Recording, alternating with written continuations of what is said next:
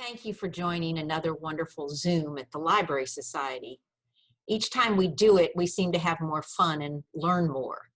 This week, we really hit a jackpot with John Birdsall and Mike Lata.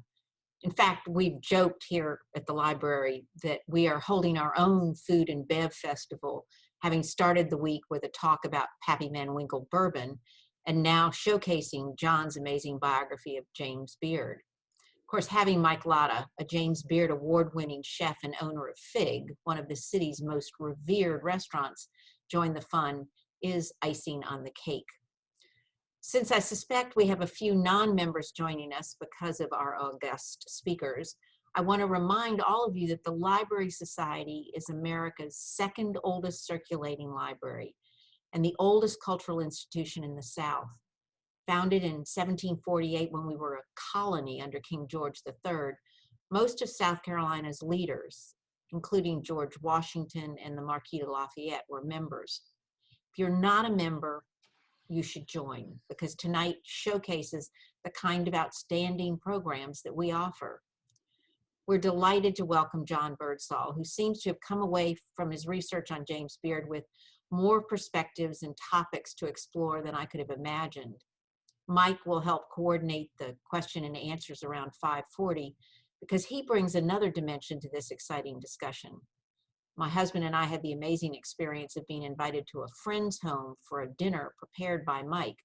So I know that in addition to his being an amazing chef, he's also a raconteur who can entertain an audience too. I know a lot of you have bought the book, but for those of you who haven't, we hope you will support our fabulous independent Buxton bookstore. We all know how devastating this pandemic has been to small businesses. Buying local, supporting great authors, and dining at fabulous restaurants like Fig makes a difference. Please also mark your calendars for December the 8th when we will welcome John Grisham and Cassandra King to discuss his latest book, A Time for Healing. So please join the Library Society, patronize Buxton Books, and enjoy tonight's program with John Birdsall and Mike Lata. Thank you all for coming.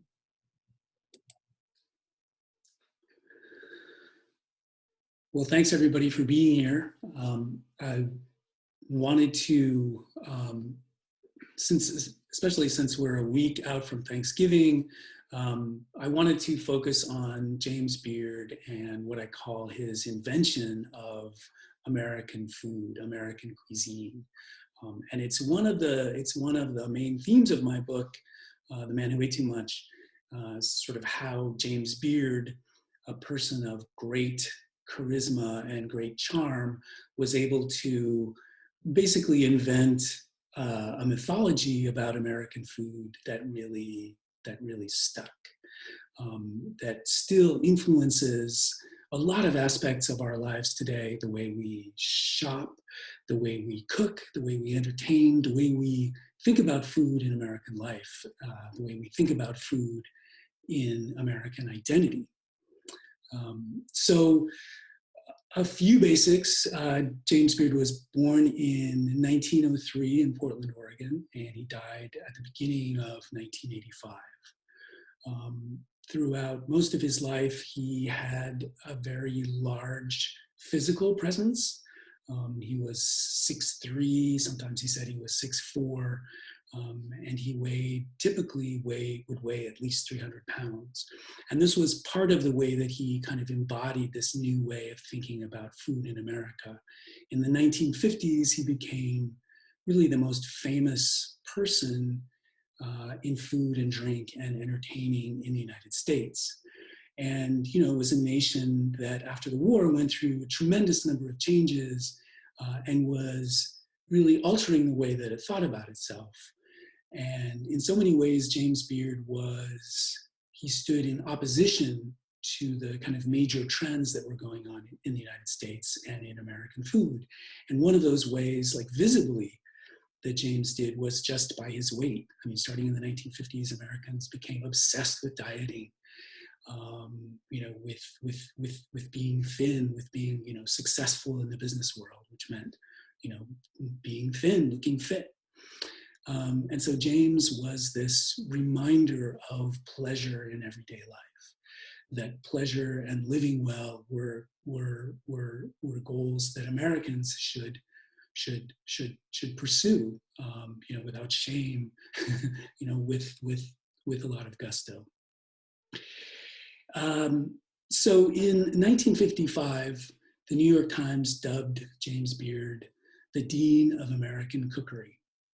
And it was a name that stuck with him for the rest of his life, and even beyond. When the James Beard Foundation started a few years after James died, they really used his identity as the Dean of American Cooking, which at that point had changed to the Dean of American Cuisine, to really establish what that foundation was all about. But James really, his main accomplishment, as I see it, was that he really popularized a notion of American food that was national, and that had a lot of confidence. And in fact, James argued throughout his career that American food, sort of native-born American food, could stand up to the great cuisines of the world. And in the mid-1950s especially, this was a surprising concept to most Americans. Most Americans of means had traveled. Many had traveled to France before the Second World War. They had known Paris maybe in the 20s as students, or in the 1930s. And so Americans in the early middle part of the 20th century, and even after the war, they were imprinted with this idea that the best food in the world was French food. And the best food in America was food that was French, that like mimicked French food, that made French recipes. The problem was, especially in the 1950s and earlier, is that it wasn't really possible to get, of course it wasn't possible to get the same ingredients that chefs in France, chefs and ordinary cooks in France were cooking with. And so, what were considered the best, most elite restaurants in the United States were doing French food with canned imported ingredients, canned truffles, canned foie gras. They were, drinking French wines that, no doubt got cooked in hot cargo holds as they were being shipped across the Atlantic. So the very best food in America was not particularly good. It was, French in aspiration, and anything that was American was considered somehow second class. And there was sort of a crisis, really, of self-confidence in American food. And there was, for certain Americans, for a lot of culturally savvy Americans, there was almost a sense of guilt about liking American foods. I mean, American foods were considered, regional foods that could be had in distinct pockets of the country, but that wouldn't travel nationally. And they were also often cheap street foods, hamburgers from hamburger stands. There were no, fancy restaurant hamburgers in the 1950s. That was completely unheard of. The hamburger was something that you stopped on the motorway to have, to sort of fill your hunger, or there was something that children had at birthday parties, or you had late at night, when you're coming home from the theater or from a bar. Same with fried chicken, hot dogs, and then of course all these sort of regional specialties like Brunswick stew or like gumbos. These were almost sort of guilty pleasures for a lot of cultured Americans who would not think that these could be great American foods, that these could be sort of vehicles for high culinary art. And the kind of earliest idea of American food as a national entity came from sort of regional guides or regional overviews, especially through the 1939 World's Fair in New York City. There was an attempt to like celebrate the whole country. So each state had its own like pavilion. And so American foods from all around the country were sort of seen as these sort of folksy, down-home curiosities. There was a cookbook published from the fair about American regional foods. And there were a few cookbooks written in the late 1930s through the mid-1940s that were about American regional foods. Sheila Hibben, who was a great food writer for the New Yorker, wrote one where she, included recipes from every state in the nation. And, this was also a time when almost all Americans, even middle-class Americans, had a car. And so car trips became huge, and much like the Michelin Guide in France earlier in the century, Americans wanted to know where to eat in different places. And so Duncan Hines came up with a good food guide. He sort of traveled across the country and wrote about the best place to get pie, or the best place to get fried chicken. And so American food was really seen as a kind of a regional patchwork. And again, something that was expressive of, kind of laid back, unpretentious American character, but nothing that could be something that you would have in a fine restaurant anywhere. American foods were all, as I said, pretty cheap, accessible, and popular. And this really came to a head in 1939, or this really became visible in 1939. So for the opening of the World's Fair in 1939, King George VI and Queen Mary of Great Britain came to visit the fair. They came to visit the British Pavilion at the fair, and FDR and Eleanor Roosevelt entertained the King and Queen of England, and they entertained them with us. It was called a picnic, but it was pretty fancy at Hyde Park, FDR's country house. And FDR, he was also trying to change Americans' hearts and minds to get them to kind of support the Great Britain and the Allied cause in World War II. So he invites them to Hyde Park, and he serves them hot dogs. And this is really a symbol of American unpretentiousness, of the sort of every person, the everyman. It's reported that Queen Mary, the Queen of England, asked FDR how to eat a hot dog, and he supposedly said, "It's the simplest thing in the world. You open your mouth, you put it in, and you keep on pushing until it's gone." And so, this is really kind of emblematic of what American food was, which was very, very sort of lowbrow. And so James Beard, so he wrote his first cookbook in 1940. So by 1945, he'd written 3 cookbooks. They were for M. Barrows, which is a publisher that really kind of churned books out. And so the editing was not top notch.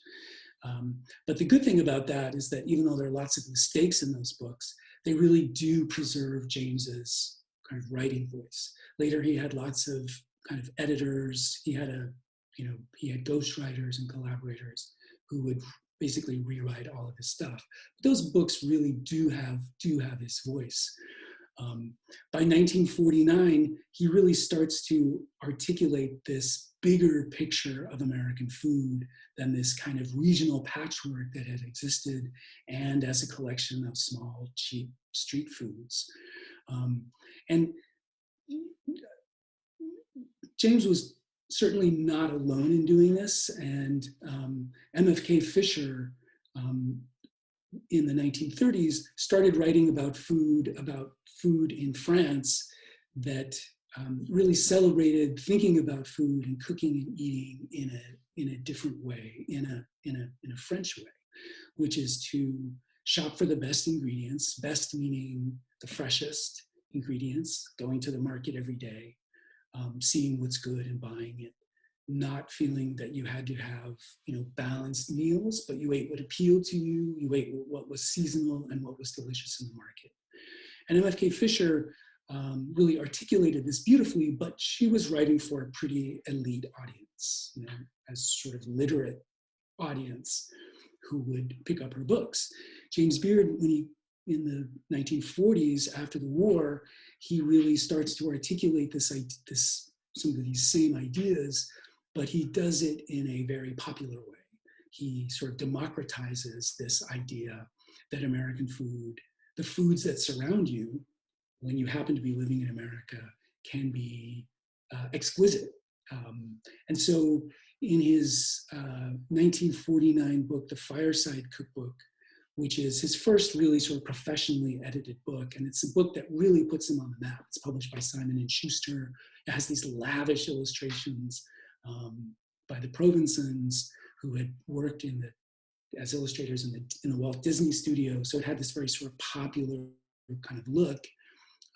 James Beard really starts to articulate this idea that there is an American cuisine, and he's based it entirely on this French notion of food, sort of French cuisine bourgeoise, which is kind of ordinary, kind of middle class cooking, but that takes a lot of care with itself. It takes a lot of care with ingredients.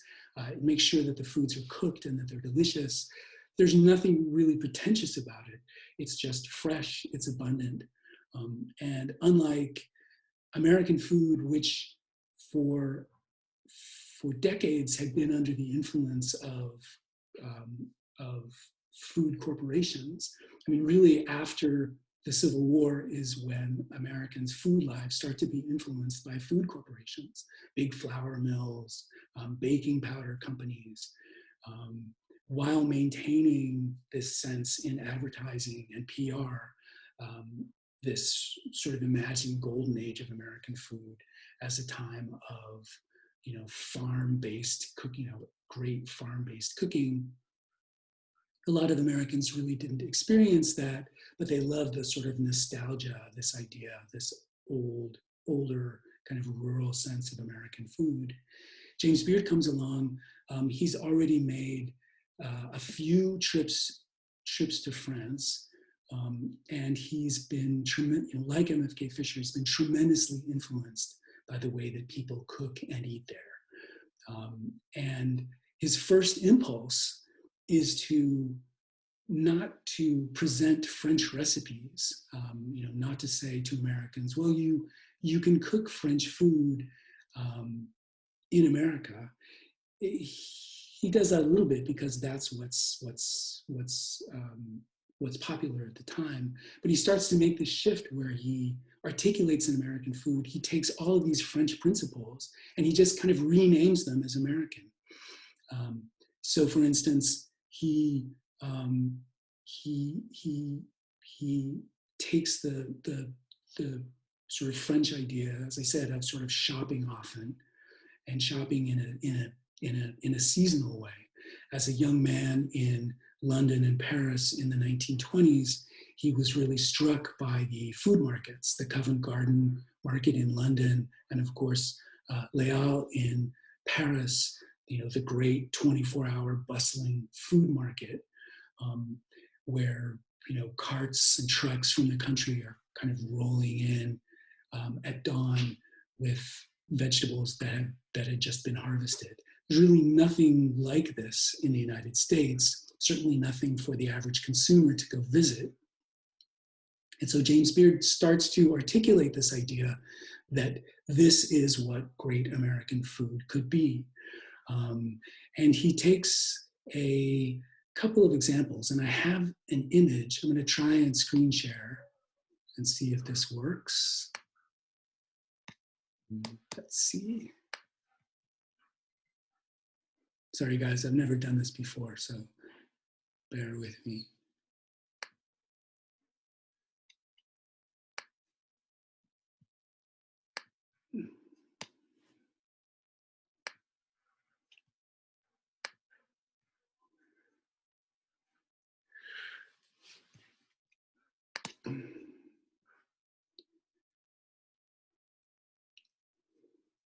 Let's see.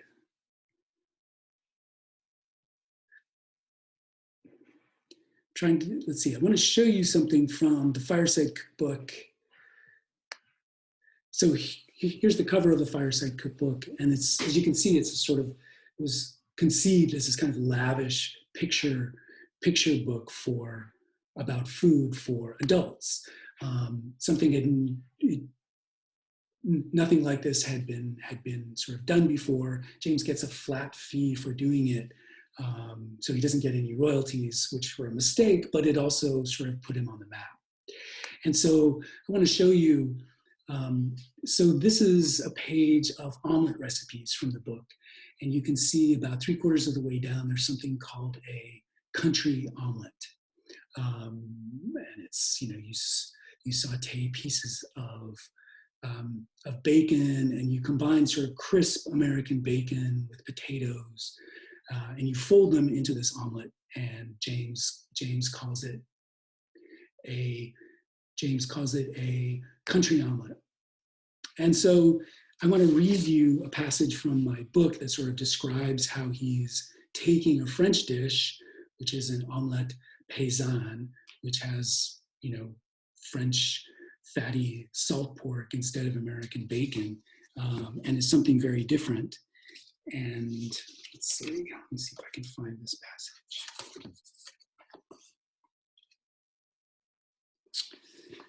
So this is from page 143 of my book.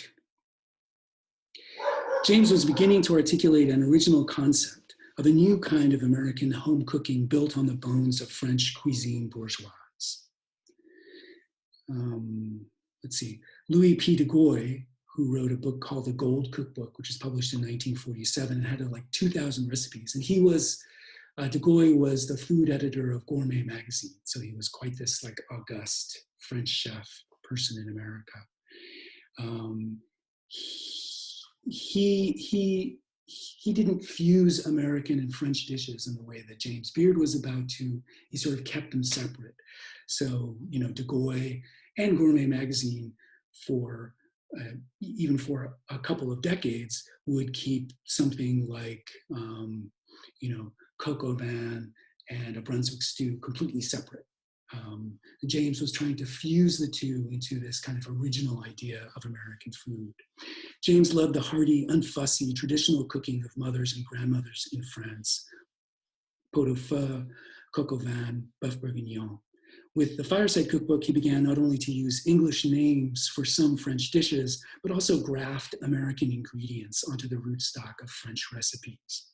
So he finessed a traditional French daube into what he called braised beef peasant style. In other words, pot roast. It was essentially a pot roast, but with red wine, cognac, and thyme.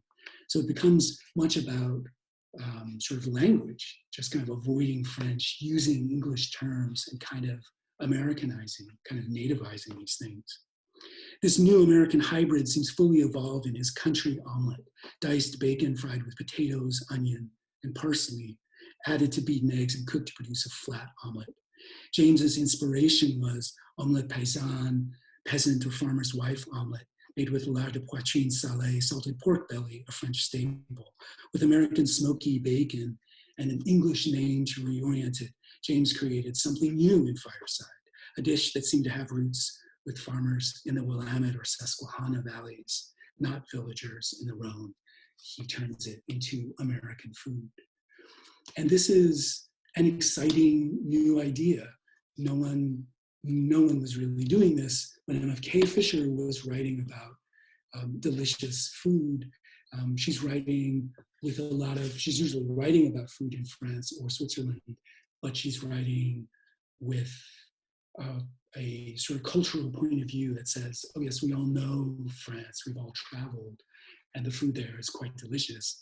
James is sort of planting something new in the United States. It's completely French. He's just sort of copying a French model and just calling it American.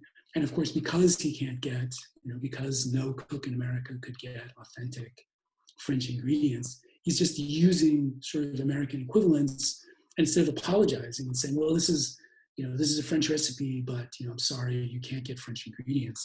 He's kind of boldly using American ingredients and just calling it by an English name. And it has this force of novelty, this force of freshness. He really starts to create this myth of American food that, yes, of course, farmers in the 19th century, farmer's wife was sort of whipping up this bacon and potato omelet for the farmhands before they went out in the field. In fact, nothing could be more untrue, but he sort of rewrites the history of American food culture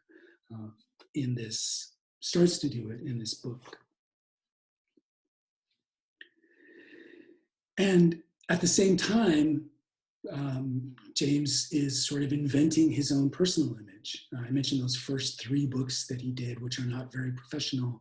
And James was a gay man who was in the closet, of course, because he had to be. And in those first 3 books, his true personality comes out. So they're sort of sassy and there are sort of campy elements in those books. It's sort of the real James, the way he would talk to his friends. And in Fireside, not only is he kind of inventing this idea of American food, but his publisher and his editors are also inventing James. So he becomes this bow tie wearing, tweed jacket wearing. He becomes almost like a college professor of American food and drink and entertaining. He's a serious bachelor with no time for anything but pursuing the good life and cooking, to pursue a wife. And so this is really a kind of, 2 things are happening simultaneously. James is inventing his food, his persona at the same time. And, in 5 years, he'll be the Dean of American Cooking. And later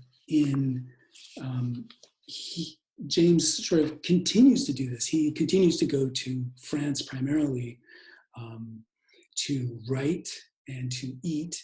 And also, it's just easier being gay in France, especially in Paris, than it is in the United States, especially after the Second World War. It becomes extremely perilous. Things had sort of loosened up. Gender roles were sort of loosening up even before the Second World War. And during the war, of course, gender roles had shifted. Women entered the workplace. They weren't tied to traditional roles in the home.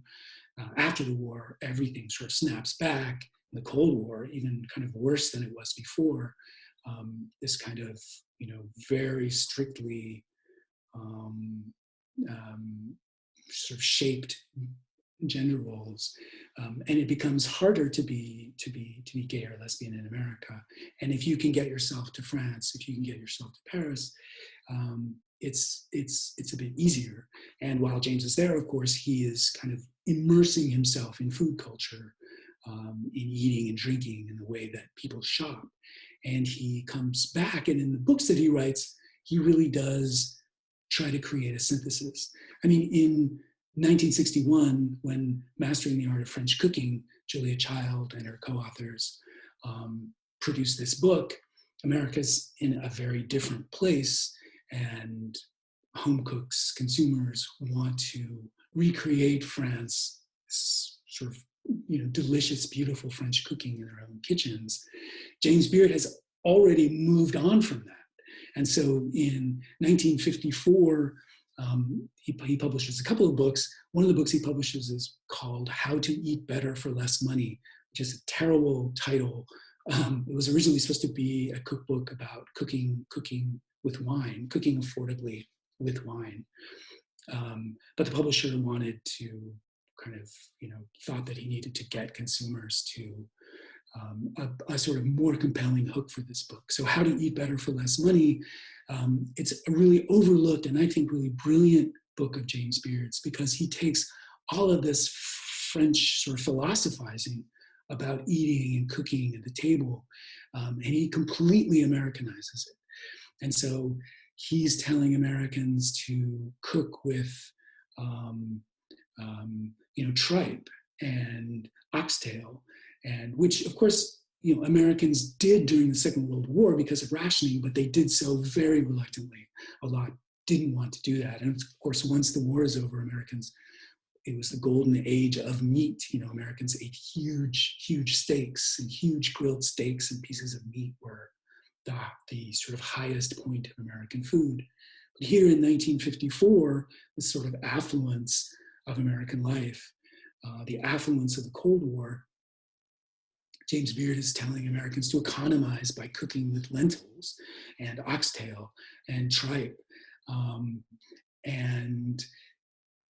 It's not a book that sells well. It wasn't, many of his books were not popular. They didn't quite sell. This one failed to find an audience at the time, but it really was his argument that Americans should eat like French people, that they should buy fewer ingredients, they should buy better ones, even when they're inexpensive ingredients. You forge a relationship with a butcher, you forge a relationship with your local fishmonger, your local produce man. And that's the way that you cook better. You take all these lessons learned from France, which could have been lessons learned from China, Japan, practically anywhere else in the world. But sort of France is this great idea of sort of food in America. And he urges Americans to really sort of apply this to their cooking. And of course, what's going on in 1954, in 1953, Swanson released the first frozen turkey dinner, by the way. It's supposed to be a Thanksgiving dinner. And I think they sold like 3 million in the first year. And it's the sort of age of the huge and gleaming supermarket. So everything James is arguing for, to eat more like French people without really saying it, is absolutely the opposite message that Americans are getting from the food sections in their magazines and in their, the weekly food section of their newspaper, which is telling them to shop efficiently and better in these enormous gleaming supermarkets, that have popped up everywhere, that have popped up in these new suburbs. Americans are buying larger and larger refrigerators with enormous freezer cases because so much of the food that they're buying in the mid-1950s is frozen. And this is really seen as a kind of American triumph. America is so advanced that we can eat food in a completely new way. So James is at this point, still in the 1950s, really kind of swimming against the tide and getting Americans to sort of adopt what he is selling to them as this new American cuisine. Later in 1964, he publishes a sort of a cookbook memoir called Delights and Prejudices, which I think is his greatest book. And in it, there's not only this kind of mythology of American cooking, but he talks about his childhood growing up in Portland, Oregon, and along the Oregon coast. And he really kind of mythologizes that. And he uses that as a model of what this ideal of American food should be. Now, the truth is not quite as rosy and ideal as James presents it in the book. He had quite unhappy childhood. He was an only child with, born to parents who actively despised each other. They only stayed married for appearances. And his mother, who sort of made herself feel better by shopping and cooking, but there was really no family life of food, no shared life of food in the family. But in Delights and Prejudice, James turns this, sort of twists this vision of food that he actually had and sort of turns it into this ideal vision of American food that will become really influential. So he talks about going to the Oregon coast as a small boy, where they had a cabin, and picking wild berries, and catching small Dungeness crabs and razor clams at the beach, and he and his mother sort of cooking all of this stuff together, cooking on the beach over driftwood fires. Again, at the time, 1964, America's food life is quite different. It's quite international. It's quite industrialized. It's completely industrialized. There are still no sort of farmers markets. There are no kind of urban core markets like you find in European cities. And James sort of tries to inject this spirit into American food. And he's also influenced by the early writings of Rachel Carson, who was a great environmentalist. Before she wrote Silent Spring, she worked for the US government and wrote about fisheries in New England. And it was basically a message for Americans to eat local fish, because that's the only way that these fisheries will survive, a sort of gentle environmental message. All of these things are very common now but you see the roots of the farm to table movement in Delights and Prejudices. In fact, when I spoke to Alice Waters, when I was researching the book, she told me that yes, that potent image of James Beard growing up on the coast and eating the local salmon, the local berries, eating, butter that had just been churned from a local farm. All of this, this exists in food literature in France and in other places, of course, but it didn't really quite exist in the United States. And so he's kind of inventing this mythology. He's sort of mapping it out and saying, this is the sort of ideal of American food, which is that you cook and you eat and you forage very close to where you live. Again, this is a strange message for most Americans in the mid 1960s, and even sort of arguing, he even makes a subtle argument that there's a type of pea, a variety of pea that grows along the Oregon coast, and it tastes different than peas that are grown anywhere else.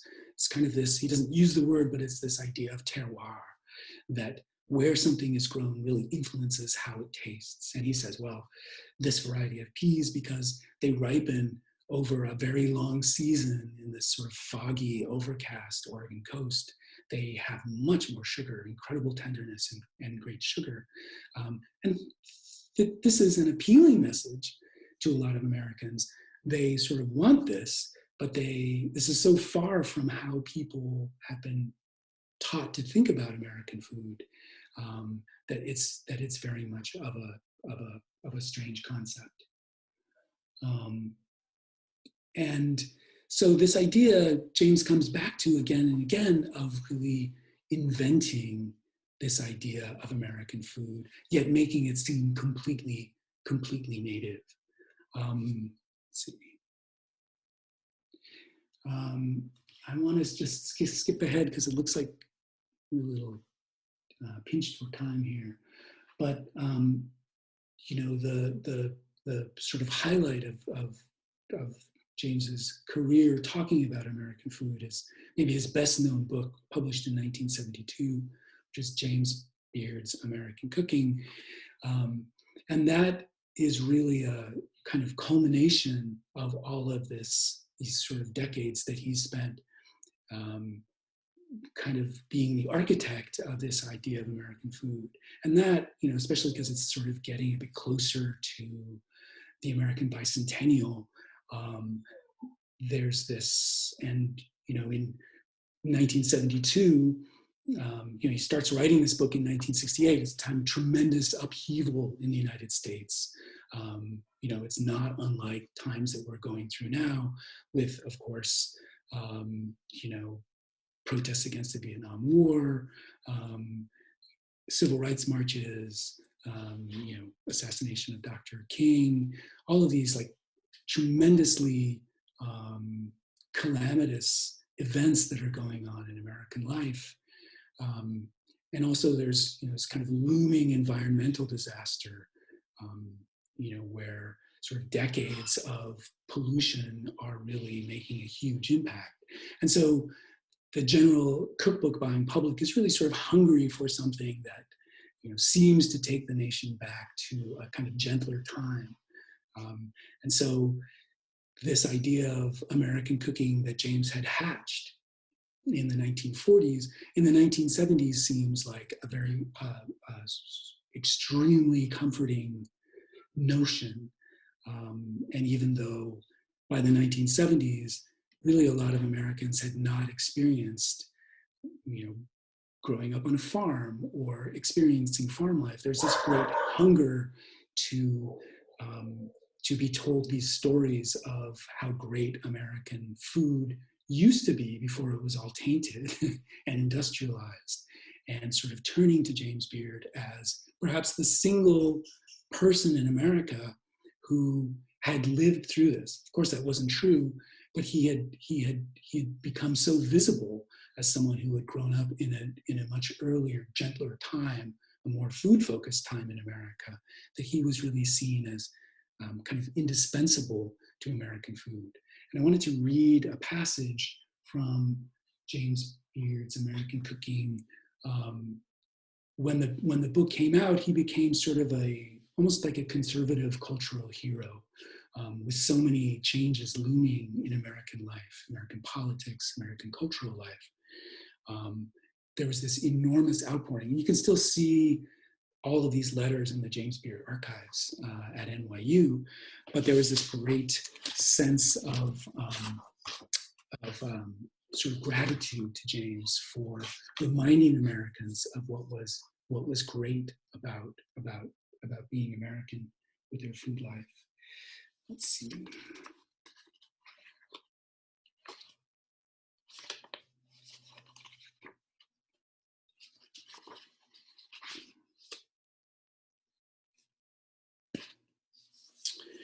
And so a gentleman writes to James. He's living in California, and he's older. He's, I think, in his 70s. 69 years old. And he had retired in California, but he had grown up in farm country in Pennsylvania. His name was Benson Eschenbach. And he writes to James, "Dear Mr. Beard, I am an old man, and the eloquent testimony of American cookery evoked childhood memories of a time almost forgotten, of bacon sweet and smoked, and Smithfield hams and Pennsylvania scrapple called Pond House, of cream, heavy cream in shiny tin farm milk pails that wrinkled in thick yellow folds." And he enclosed a recipe for his mother's Schneckennoodle cookies, which is a kind of a variation on a snickerdoodle. "I'm sure your files are replete with old recipes handed down through the family for years and years," Eschenbach wrote, "but try it." And you can see in the archives that, yes, it's true. People wanted to feel such a connection with Beard and American cooking that they sent him. It's all this, on sort of their special note paper. This one woman wrote about her husband was a sort of factory worker or something in like Michigan, and how she made him chop suey sandwiches. And so she gave a recipe for her chop suey sandwiches. And so it was this great sort of kind of populist outpouring of gratitude. James had become the repository for the nation's mostly forgotten recipes. As if staunch amid the flying rack of shattering worlds, he preserved an endangered legacy, keeping alive for generations, too busy waging revolution to know that they'd someday want it. And of course, this is the beginning, sort of becomes the beginning of the restaurant movement of the 1970s and 1980s, this new American cooking. So you have chefs not only like Alice Waters and Jeremiah Tower at Chez Panisse in Berkeley, but Larry Forgione of An American Place in Brooklyn, even Wolfgang Puck to some extent, Jimmy Schmidt.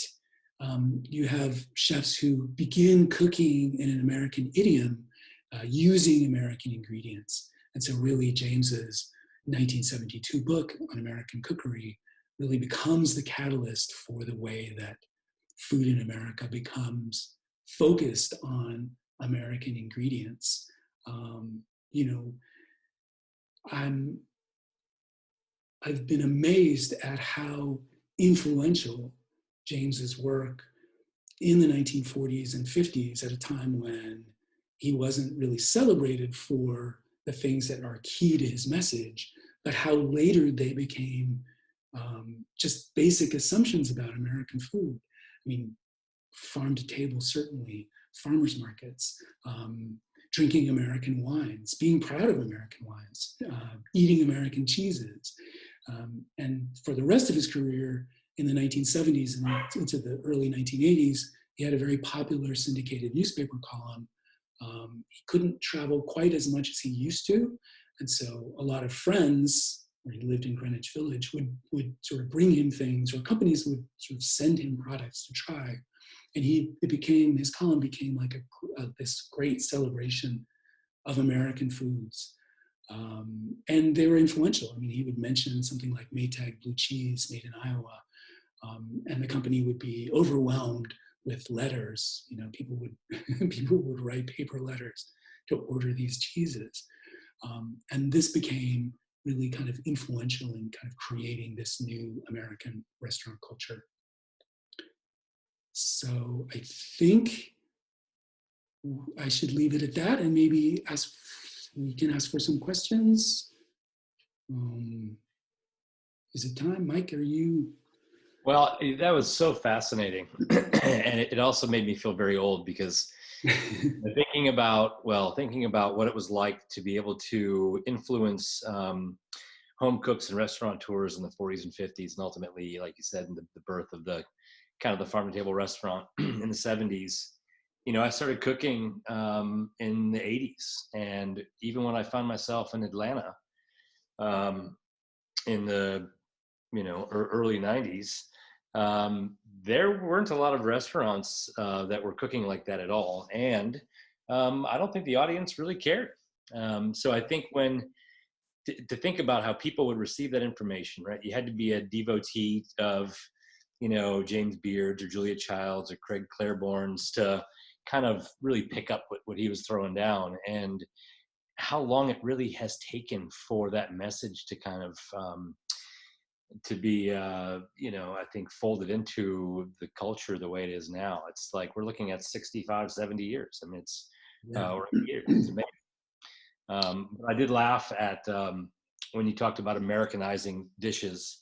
That's a game that all chefs play, right? So sometimes, grits and mushrooms, is a great combination. And it just so happens that if you call it polenta and fungi, Right. It sounds a little sexier maybe that day for me. And sometimes you go, no, we should just call it grits, because that's what it is, right? That's what we have here. But that was really fun to listen to. The people that he aligned himself with, correct me if I'm wrong, would it be Julia Child, Craig Claiborne, and were there any others? There must have been this kind of troupe, or kind of word, right? Yeah. So at his sort of house, his townhouse in Greenwich Village, at some point it kind of became almost like a pilgrimage site, especially for younger or aspiring cooks.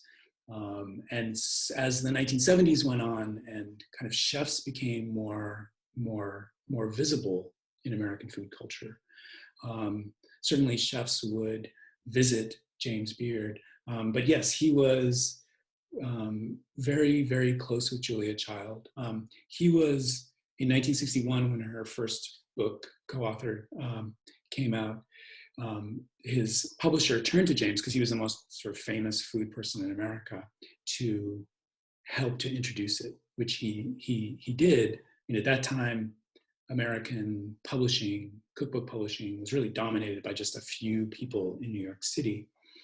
And so James introduced Julia and Simca to all of New York food, which, could fit in a room in his townhouse at the time.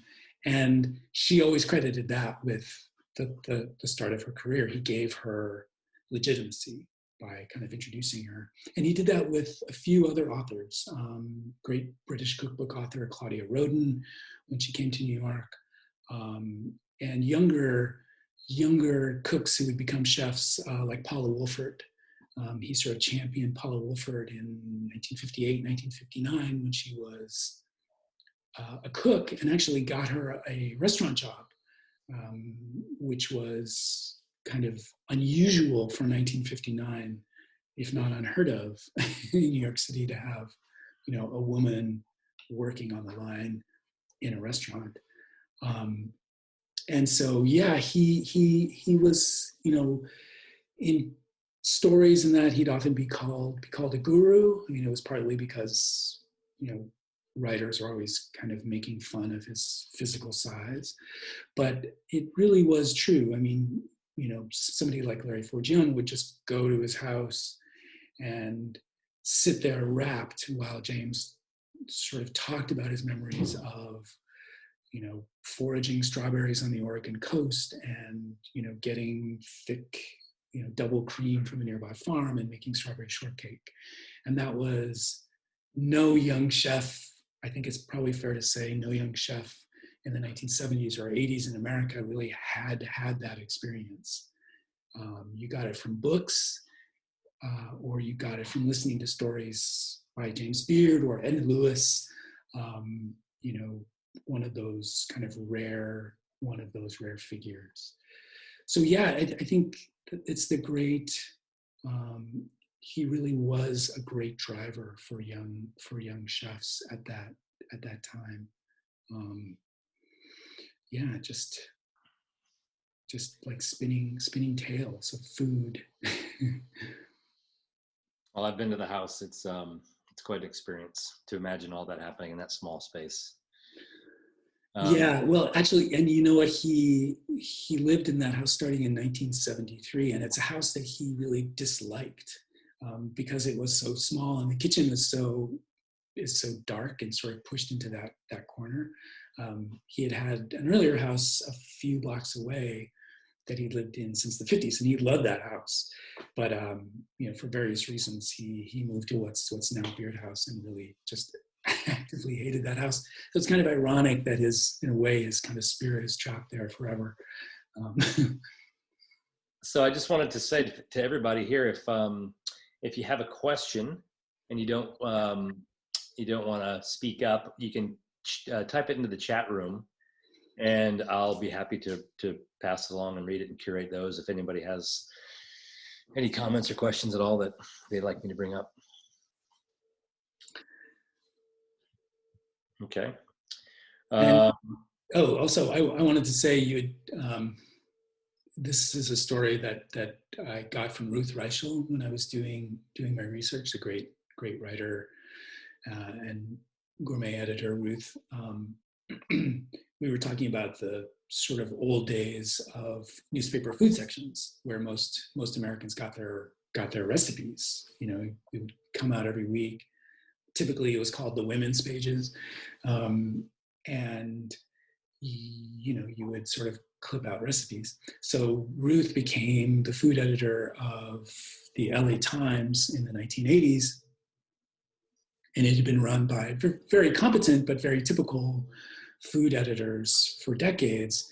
And to show you how much corporate influence there was on American food in the mid-20th century, she said there were just, you know, she got there, and a woman she was working with was like, oh, we have to make a deadline, you know, we need a recipe column. And we're just like, I don't know what we do, who do we turn to? And she said, oh, don't worry about it, we'll just go to the file cabinet. And we said there were like 2 enormous file cabinets filled with recipes that came from, like, you know, Kraft or Borden or General Mills, that typically would have like a fake author's name on it, you know, like a Betty Crocker. And it would just be, oh, we'll just run of these, and we'll just run one of these. And they were recipes to sell products. You know, they'd call for, you know, Philadelphia cream cheese, or, you know, some kind of craft cheese or something like that. But they were, in the guise of real recipes. And this was just standard practice in American food. I mean, there was no, until great, interesting cookbooks started to be kind of written, originally researched ones, there was just no real, active culture of cooking and recipes in sort of popular American life. It was just, a lot of it was just dominated by PR and advertising. Okay, John, so we've got some questions here. You ready? I'm ready. Well, so are there any current food writers or cookbook authors that are moving in a similar direction as James Beard? Well, there's Beard at different stages in his life and at different times of accomplishment. I think of Samin Nosrat, author of Salt, Fat, Acid, Heat, the great Samin, one of the great people in food. She reminds me of a sort of younger James Beard, of a sort of James Beard of the 1940s and 50s, someone who completely, had, with a great deal of charm and charisma, and sort of freshness, just this kind of natural sense of freshness, somebody who you want to listen to, who you want to watch, because they're so enthusiastic and they seem so authentic. So James, I definitely see sort of parallels in the appeal at different periods, James Beard and Samin.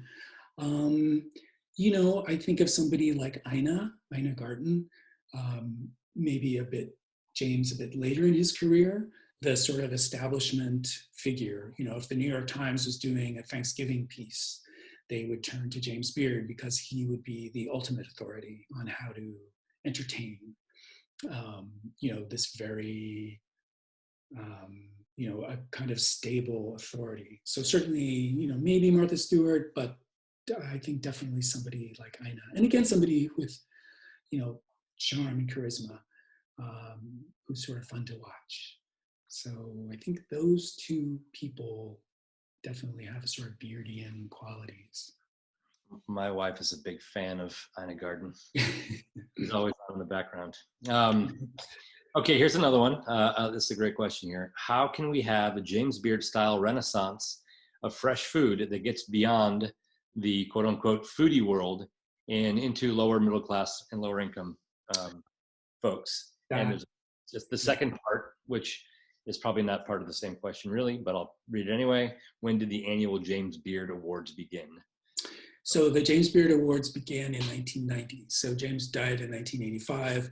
The awards, they were announced, I think, in 1990, and I think the first ceremony took place in 1991.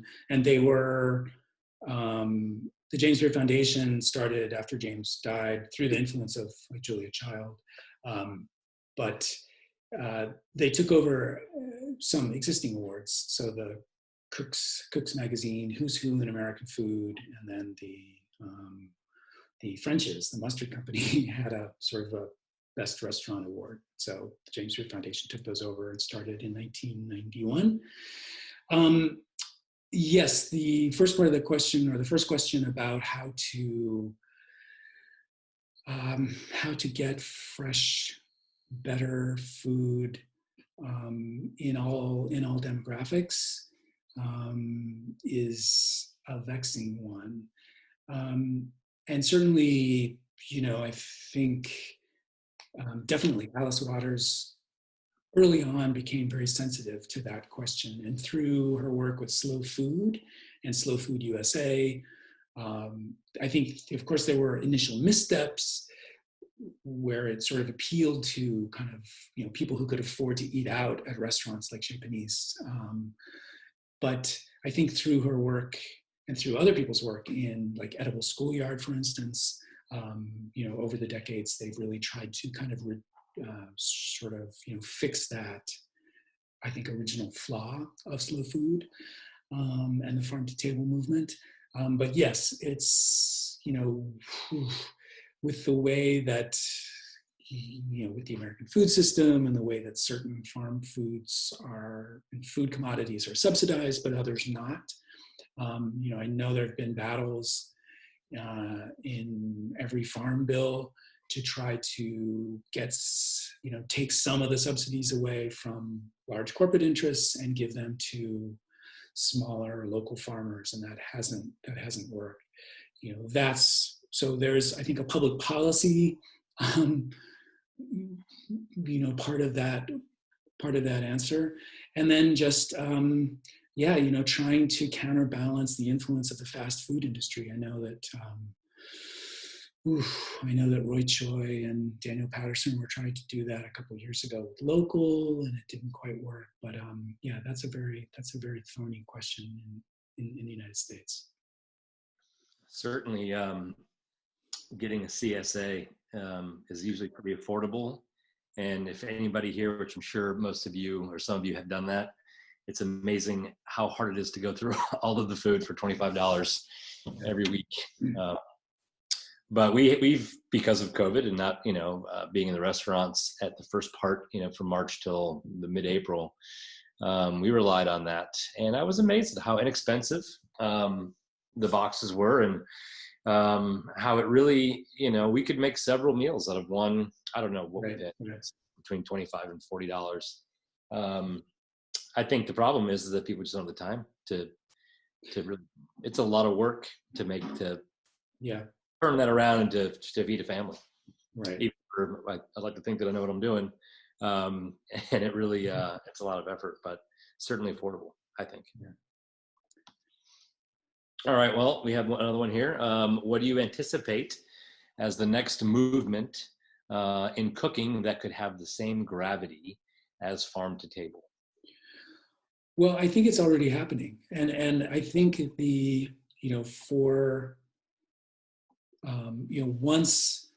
once restaurant cooking, which kind of became a kind of standard for American food,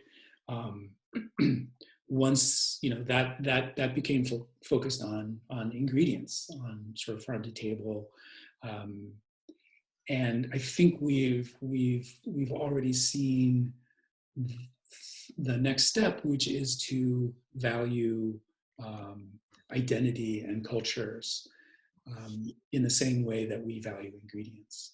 So, we were just sort of talking about this, and one of the problems about a cooking that is focused on delicious ingredients that are grown in a certain way is that it kind of erases the people, not only the people doing the work, farm workers and all of that, but it also almost looks at food as if it's in a vacuum. And so I think right now we're kind of redressing that by looking at people and cultures who have been erased from American food. I mean, a huge blind spot of James Beard was that his notion and the current notion when he was alive in American culture of American food was, Eurocentric. And really essentially like a certain swath of Northern and Western Europe. And he was really interested in kind of the northern half of the United States. I mean, he didn't know, he wasn't all that curious about Southern food. But I think right now we're sort of taking another look and seeing that, looking at the contributions, not only contributions, but the way that sort of, Black cooks and people of color, how they built American food, how they built American food culture. And so I think food and cooking that really reorients around identity and culture and redressing the idea of who has been erased from the story, I think is definitely the next wave. And it's I don't know how you feel about this, Mike, but cooking in the South, I'm sure, has a whole host of like resonances that, say being on the West Coast where I started cooking didn't, but you've got really old cultures and people who have sort of built Southern food And yeah, I think that's definitely long overdue. When you were talking about it's the influence that he had over restaurants, I started thinking back to Louis Osteen from Charleston or Pawleys Island area, and how he was credited as being the first chef to kind of take Southern food mainstream into restaurants. And I kind of got a chance to watch a little bit happen. It was pretty interesting. And anyway, he's a good guy. Cool. He was a good guy. Well, John and Mike, I just want to say, I'm jumping in now just because it's about that time, but John, I want to thank you so much for doing this, and your expertise is incredible. And I'm excited to get my hands on a copy of the book myself. So I just want to remind everyone again that Buxom Books, if you haven't bought a copy yet, or if you're interested in getting a copy, there are local booksellers. And again, we like helping and supporting small local bookshops at a time like this. So John, I want to thank you. Mike, thank you so much for joining us and bringing the Charleston flair to this little mini foodie week that we've hosted here. So if anybody has any questions, please be in contact with any of us here at the Library Society. And if not, have a wonderful evening. I know I'm hungry, so I'm going to go home and go make it something good. So I just want to thank you guys again. Thank you very much. Thanks so much. Thanks for having me. It's been a pleasure. Absolutely. Thank you. Right. All right. Happy Thanksgiving, everybody. Happy Thanksgiving.